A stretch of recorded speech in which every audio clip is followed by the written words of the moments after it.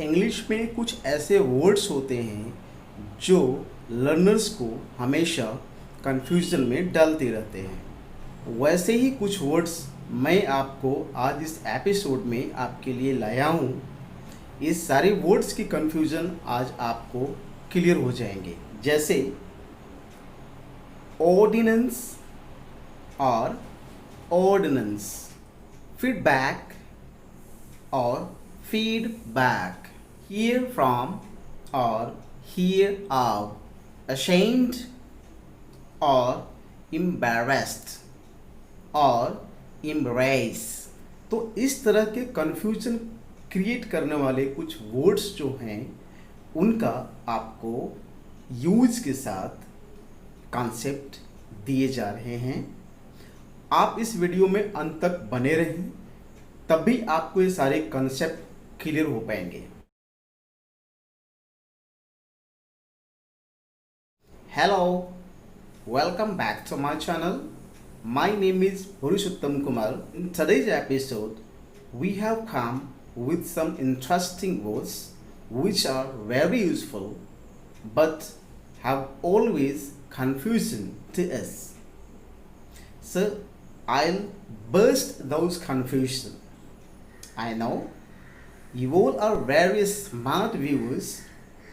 However, अगर आप लोगों में से अभी तक किसी ने मेरे चैनल को सब्सक्राइब नहीं किए हैं, then please subscribe it और बेल आइकन को दबाना बिल्कुल भी मत भूलिएगा, ताकि आने वाले जो वीडियोज होंगे उसकी नोटिफिकेशन आप तक पहुंचती रहे। Moving into the main part of this episode, let's start with the first word, ordinance and ordinance। ध्यान से सुने, ordinance, दूसरा ordinance, दोनों में अंतर समझ में आया? तो ऑर्डिनेंस का मतलब होता है आदेश से संबंधित या कानून से संबंधित, ठीक है। जैसे पार्लियामेंट में ऑर्डिनेंस लाए जाते हैं, मतलब वहाँ पर कानून पास होते हैं, वहाँ से आदेश पास होते हैं, ठीक है। एग्जाम्पल के तौर पर समझ लें, द प्रेजेंट गवर्नमेंट, जो वर्तमान सरकार है, हैज़ ब्रॉट, लाई है, एन ऑर्डिनेंस, एक ऑर्डिनेंस लाई है, एक कानून लाई है, रिगार्डिंग चाइल्ड मैरिज, बाल विवाह से संबंधित एक कानून लाई है, ठीक है। दूसरा वर्ड जो आपको बोला गया ऑर्डिनेंस, जिसका मतलब होता है बंदूक, गोला बारूद, टैंक, इस तरह के जो हथियार होते हैं उनसे संबंधित, यानी कि उन सारे आइटम्स को, उन सारे आर्टिकल्स को हम क्या बोलते हैं? ऑर्डिनेंस। इसे आर्टिलरी भी बोला जाता है, ठीक है। इसी ऑर्डिनेंस वर्ड से आपने कई बार सुना होगा ऑर्डिनेंस फैक्ट्री, ठीक है। तो ये आपको हमेशा कंफ्यूज करता है, आपको इसकी कंफ्यूजन क्लियर हो गई होगी। ऑर्डिनेंस मतलब कानून या आदेश, ऑर्डिनेंस मतलब आर्टिलरी, तो गोले, बारूद, बम, ये सारे ऑर्डिनेंस है, ठीक है। Ordinance factory is not situated in Delhi, Delhi में ऑर्डिनेंस फैक्ट्री नहीं है। There is no dearth of ordinance in India, ठीक है। भारत पे गोला बारूद की कमी नहीं है। क्लियर हो गया? मूव ऑन करते हैं नेक्स्ट वर्ड की तरफ। नेक्स्ट वर्ड्स हैं ashamed, embarrassed और embrace। ध्यान से सुने, ashamed का मतलब होता है जब आपसे जानबूझ करके, deliberately मतलब जानबूझ करके अगर कोई गलती हो और तब आपको शर्म महसूस होता हो, ठीक है, तो वहाँ पर हम ashamed यूज करेंगे। सपोज कीजिए किसी ने चोरी की है, आप उसको बोल रहे हैं कि तुमको शर्म आनी चाहिए, तो यहाँ पर शर्म आना का इंग्लिश हम ashamed बोलेंगे। You should be ashamed, you should be ashamed, embarrassed नहीं। क्यों? क्योंकि उसने जानबूझ करके इस तरह का कार्य किया है। तो जानबूझ करके इस तरह का कार्य अगर कोई करता है तो उसमें हम क्या बोलेंगे? अशेम्ड बोलेंगे। ठीक है, जो सोशली एक्सेप्टेड नहीं होता है।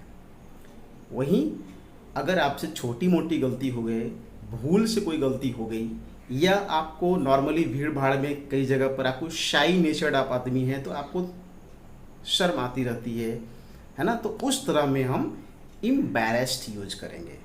डोंट फील एम्बैरेस्ड, शर्म महसूस मत करो, यहाँ सब अपने हैं, we all are here yours. ठीक है, तो ऐसे जगह पर हम एम्बैरेस्ड बोलेंगे। वही जो एम्ब्रेस वर्ड है वो बोलता है किसी को हग करना, किसी को एक्सेप्ट करना, गले लगाना, है ना। जैसे you should embrace your younger brother, तुमको अपने छोटे भाई को गले लगाना चाहिए। You should embrace your younger brother. अगला वर्ड है हियर फ्रॉम और here of.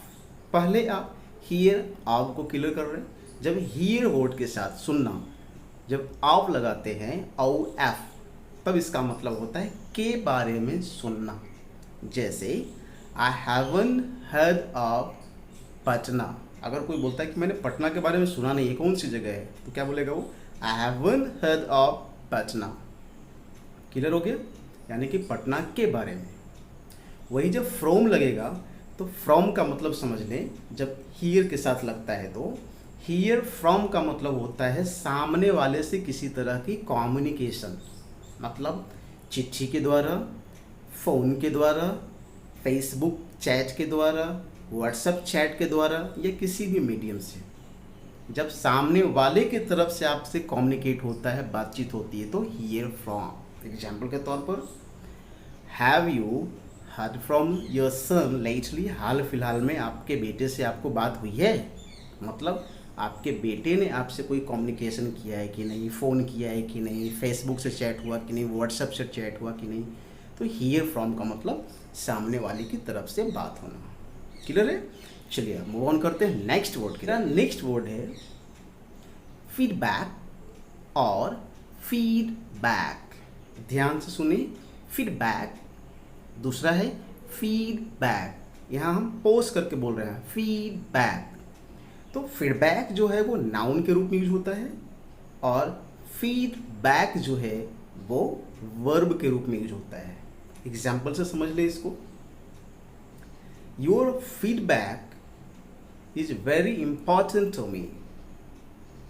Your feedback on this episode is very important to me. मतलब आपका जो फीडबैक है, सजेशन है, क्रिटिसिज्म है या कोई ओपिनियन है इस एपिसोड के बारे में, वो मेरे लिए इम्पॉर्टेंट है। तो यहाँ पर जो फीडबैक है वो नाउन के रूप में यूज हो रहा है, इसलिए उसको फीडबैक, आप स्पीड समझिए इसका बोलने का। फीडबैक, मैं फीडबैक नहीं बोल रहा हूँ, मैं बोल रहा हूँ फीडबैक। ठीक है, उसी तरह से जो वर्ब फॉर्म इसका होगा उसको बोलेंगे फीडबैक। जैसे your suggestions will be feedback in the next episode, मतलब आपकी जो सजेशन होगी वो मैं नेक्स्ट एपिसोड में लाऊंगा। मतलब आपके सजेशन के हिसाब से मैं जो वीडियो बनाऊंगा उसमें जो प्रभाव आएगी वो नेक्स्ट वीडियो में दिखेगी आपको। Am I clear friends? I hope I have clear my points. आपके सारे वर्ड्स की कन्फ्यूजन दूर हो गए होंगे। If you really like this video and you want such videos must be coming on my channel, please like this video, share your friends and convince them to subscribe my channel. Thank you very much.